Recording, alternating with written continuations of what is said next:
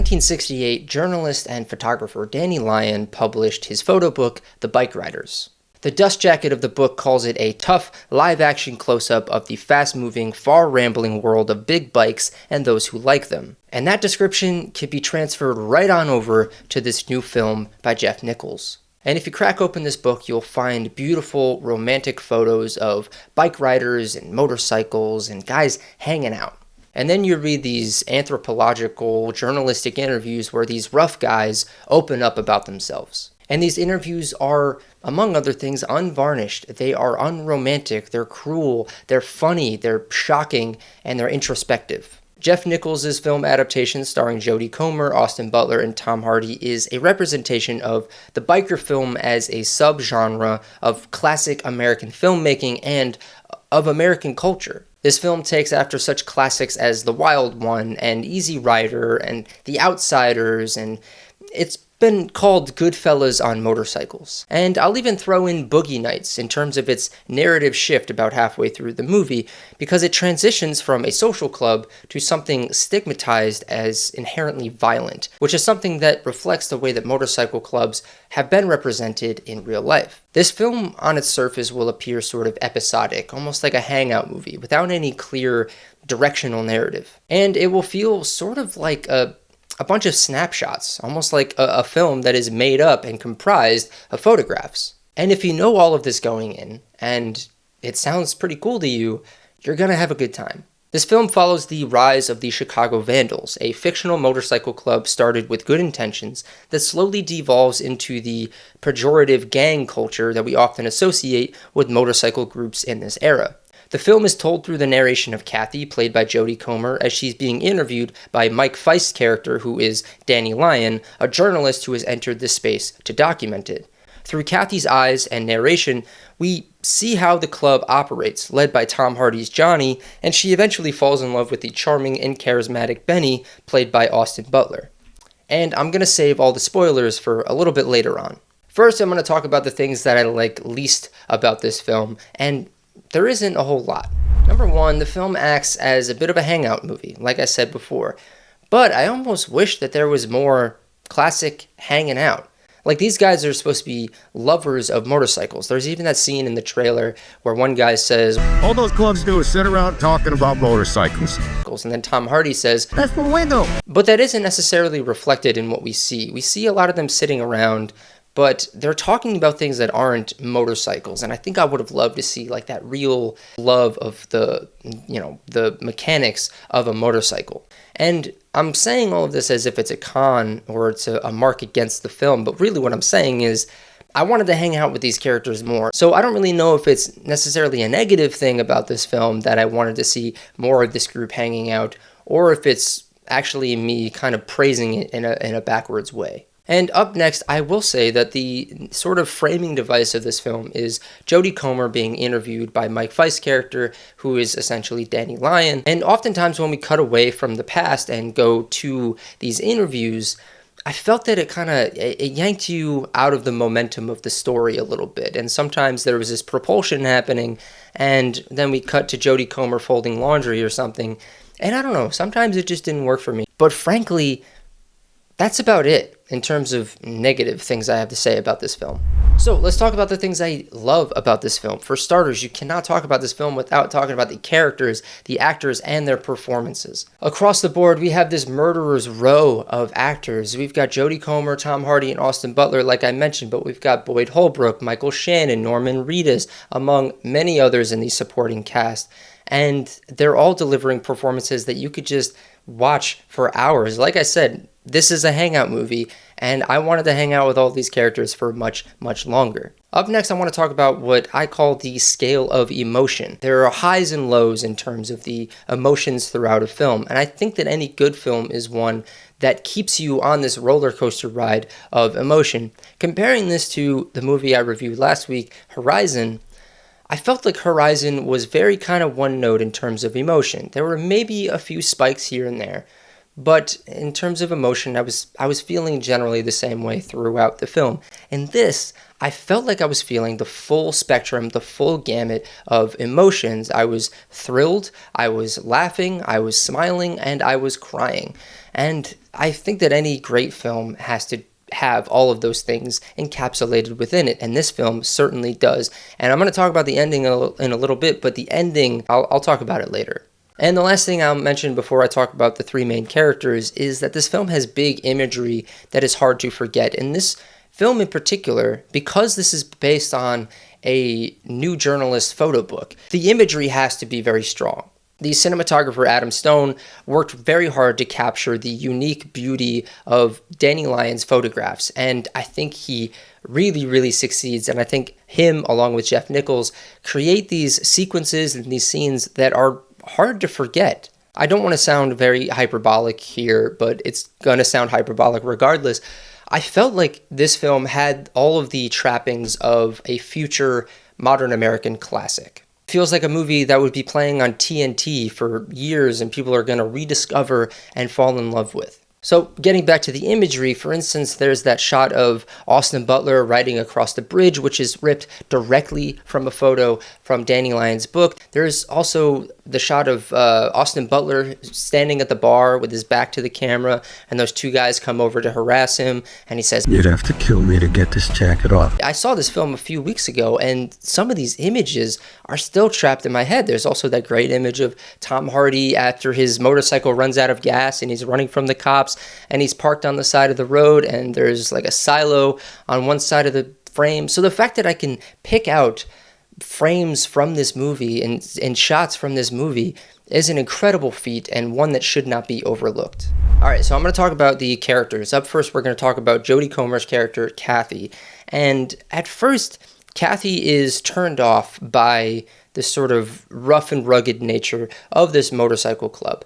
But slowly, she starts to see the lovability of the group, and she senses this urge to belong that all of them have within them, and then she herself gets sucked in to this world of motorcycle clubs and danger.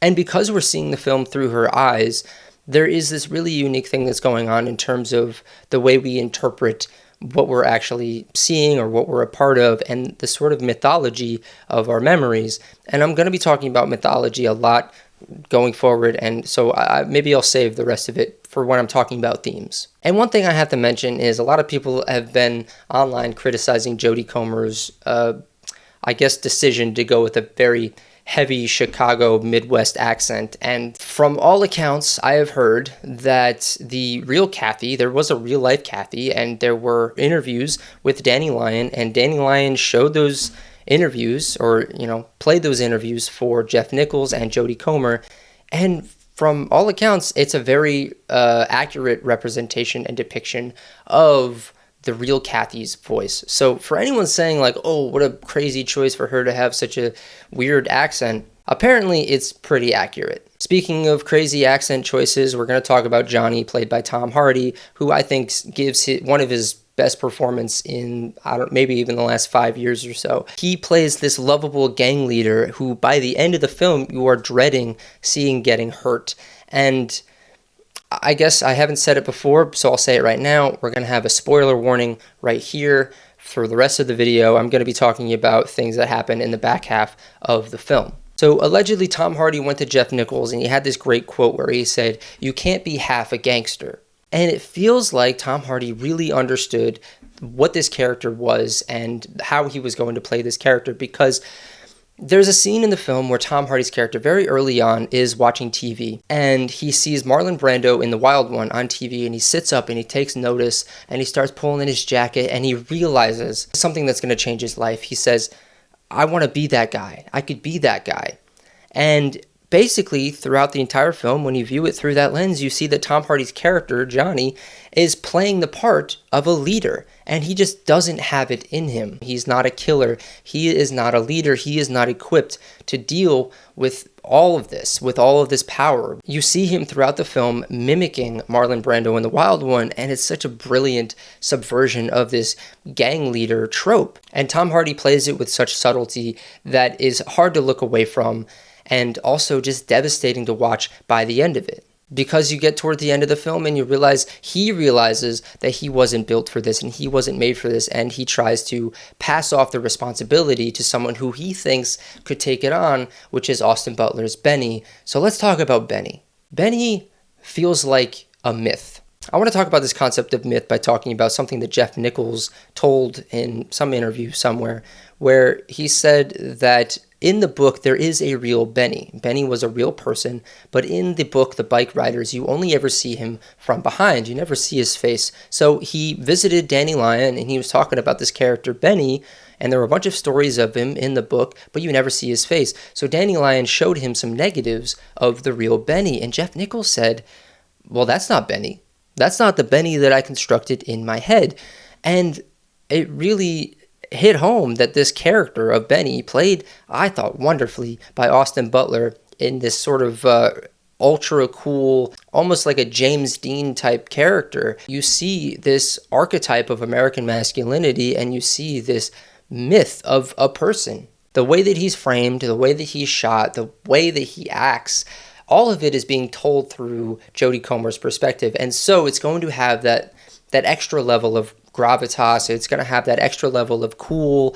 And yeah, I really love this character. So Benny doesn't want people to be drawn to him. And that's the key thing about him. Jeff Nicjols described him as a glass with no bottom, because people want to give him love like Kathy. And Johnny wants to give him the keys to the club once he realizes he is not equipped to handle it.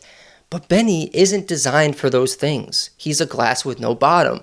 And this creates, to me, the ultimate narrative conflict within this film. And I already gave a spoiler warning, right? So after Johnny dies, and I'm going to talk about that in a minute, but after Johnny dies and Benny gets word that happened, he goes to go see Kathy, and he's sitting on her stoop, and she comes out of the house, and my God, when we see Benny crying, and he leans over and he hugs her, and he sobs in her arms, man, that hit me like a truck. This whole film, we're given this archetype of American masculinity, and we're told time and time again that he doesn't cry, not for anything, not even when his ankle gets broken by a shovel. The only thing he's concerned about is if he could ride a motorcycle ever again. And by the end, we're shown that he's more than that archetype. He's more than that myth. He's more than that icon. There's the icon and there's reality. And that's something I'm going to be saying a few more times in this video. The film commentator and podcaster Sean Fennessy said on the Big Picture podcast, he had this great quote, and I don't even think he realized that he said it. He said, it's hard to get past the image of some people. And this character of Benny, to me, is a real encapsulation of what Sean is saying, because it is hard to get past the image of him. He is so mythical. He is so iconic. And yet, when you see that facade fall away and you see the real person beneath the surface, it really is a striking image. And honestly, this whole film is kind of constructed that way. We're shown the icon and we're shown reality. All right, so we're talking about themes, and one of the major themes of this film is identity, belonging, uniqueness, and Jeff Nicjols has a lot to say on this in the film. He's basically saying that by attaching yourselves to something dangerous, by attaching yourself to something that could kill you, maybe it's making your identity more specific. It's making your sense of belonging a little bit more realized and more unique. And this film doesn't necessarily answer the question, like I said earlier, of why we're attracted to things that are dangerous and things that can kill us.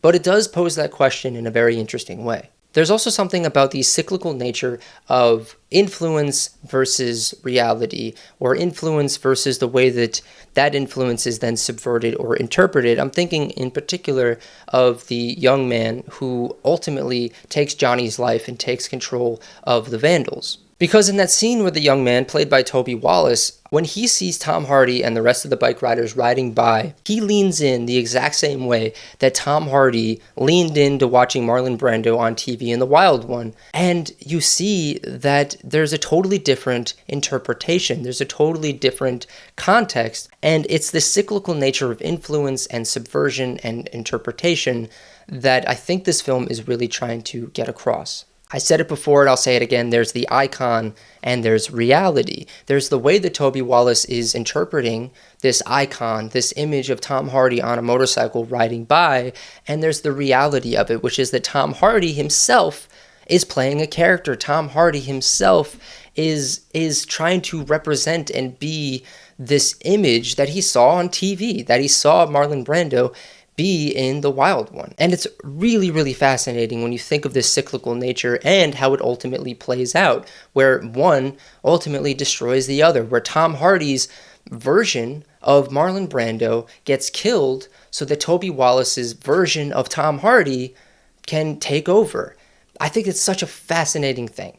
And that leads me to just talk about the overall concept of mythology of American culture and the way that we view American culture through entertainment and images throughout history, the icon versus reality. The Wild One, which is influenced by the real world, then influences the real world in some way, which then influences entertainment, and we get something like Easy Rider, which then influences the real world and further influences entertainment because cinema gets pushed in a totally different direction after Easy Rider comes out. And this film is constructed in a very similar way. We have this motorcycle club that starts off innocent and then slowly fades and turns into something else. It is really reminiscent of what I said before of maybe Boogie Nights, the scene where William H. Macy and we transition from the 70s to the 80s and everything gets a lot darker.